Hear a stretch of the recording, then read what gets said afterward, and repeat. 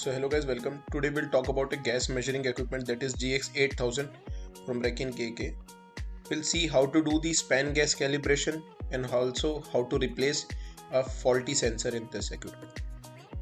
Now to do the span gas calibration, make sure the equipment is off and then press these three buttons together: air, reset and power button. So once it switches on, it will ask for a password. So the default password is 0008. So now if you want to enter that password, press enter till the time we reaches to last digit, and by air button we can toggle up to 8, and once we reaches that, press enter and it will be switched on.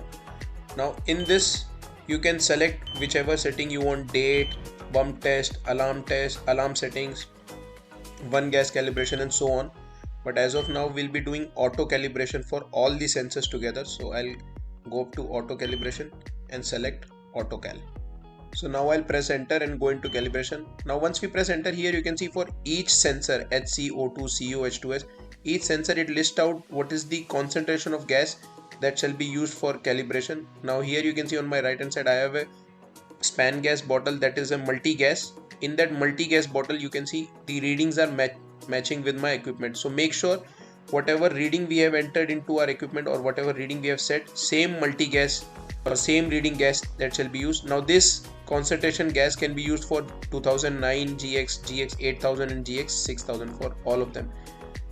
Now before going into calibration, I would like to point out one thing, that all those equipment GX 6000, GX 8000, all those equipment which have their own pump, for those equipment we shall not use direct supply from the bottle into the equipment. We shall put the gas from the bottle to a gas sampling bag. We shall fill the bag, and from the bag we shall put the connection, or we shall give the connection to the equipment.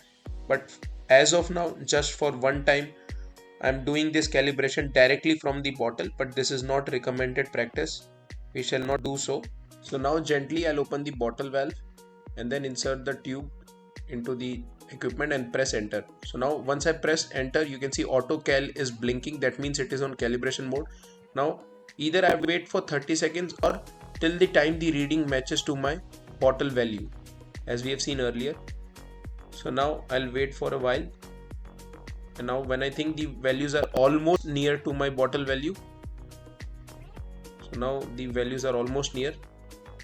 For oxygen, for all the sensors I can see now the values are near, so I'll press enter. So it is showing pass. This is the result for our calibration. I'll close the valve for the bottle, and that's it with auto calibration. Now if we want, I'll just show you.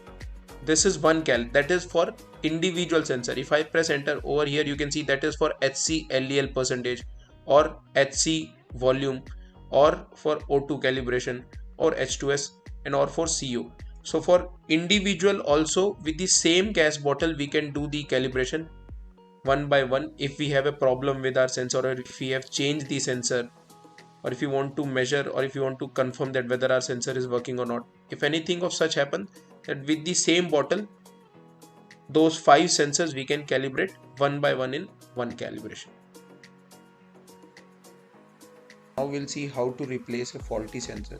So sometime you might see that you are getting this alarm that sensor failed. So as of now you can see we cannot see any reading in carbon monoxide sensor, or sometime it might also happen that even after doing repeated test, still the CO sensor or any sensor is failing continuously. So in that case we might be required to change the sensor itself.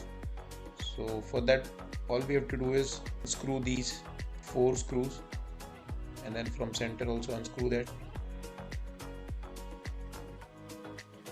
Then we'll find this rubber gasket or rubber packing, remove this, and below this you can see there are these 5 gas sensors which are present over here. So in our present case we have to remove carbon monoxide CO sensor, that we will be replacing with a new sensor. So over here this is my new sensor which I already had. So normally make sure that you have at least one spare sensor for each of these 5 sensors. So you can see over here, this is the old CO sensor which was in use, and if I have to show you, then I'll just pick it out and show you.